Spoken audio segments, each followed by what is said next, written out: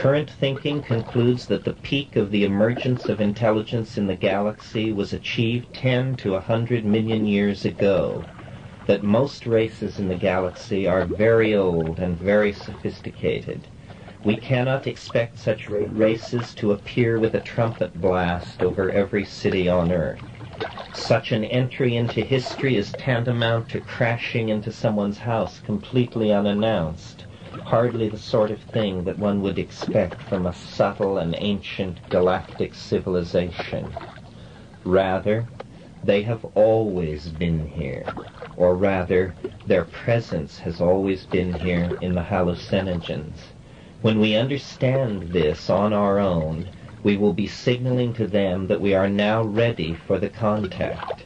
We can send that signal only by following the instructions of the seeded genes and building the necessary apparatus. When that is done, somewhere in the galaxy, lights will flash the message that yet another of the millions upon millions of seeded planets in the galaxy has achieved the threshold of galactic citizenship. Current estimates are that even in a galaxy teeming with intelligence, such a threshold is passed by an intelligent species only every 100 or 1,000 years. It is a joyous moment even for the galactarians. If such a speculation has any validity at all, then its very articulation signifies the final moment of the pre-contact phase, and signifies also the pressing need to attempt to explore the psilocybin trance and to understand the role that Stropharia cubensis is playing in the psychology of the human species. Recently, a new light has been thrown on the phenomenon of voices heard in the head and the role that they may play in the evolution of consciousness. Julian Jaynes of Princeton has written a most provocative book, The Origin of Consciousness in the Breakdown of the Bicameral Mind. Jaynes uses 445 pages to lay out his ideas concerning the role that hallucinations, especially audio hallucinations, have played in the structuring of mind. Briefly, Jaynes believes that until the time of roughly the Iliad, around 1400 BC, nothing at all like modern ego-centered and individuated consciousness existed. Instead, he argues that people behaved like automata or social insects, unconsciously going about the tasks of the hive.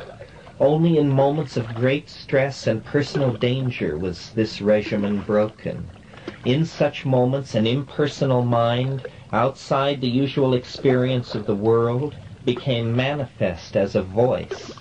According to Jaynes' theory, such voices were the guiding lights of human society, perhaps for millennia, whether they were understood to be the voice of an absent but living king, or a dead king, an omnipresent god, or a personal deity.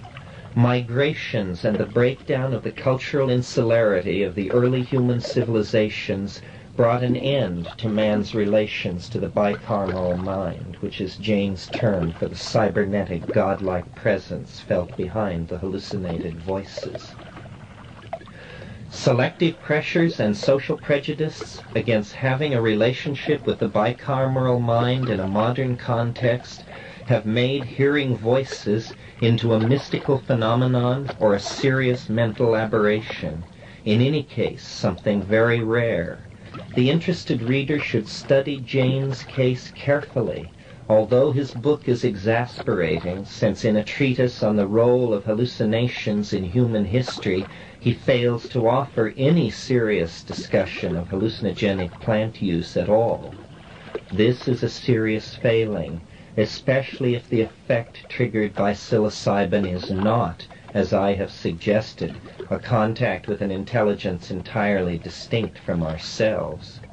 Jaynes' theory opens up the possibility that psilocybin returns one to rapport with the personified other in a way that duplicates on some level the state of mind that was characteristic of early human civilizations. It is reasonable to suggest that a voice in the head, interpreted by ancient man as a god, might be interpreted by a naive modern person as a telepathic contact with extraterrestrials. Whatever facts may eventually be known, psilocybin offers a tool that allows direct experience of this voice that explains all things, this logos of the other.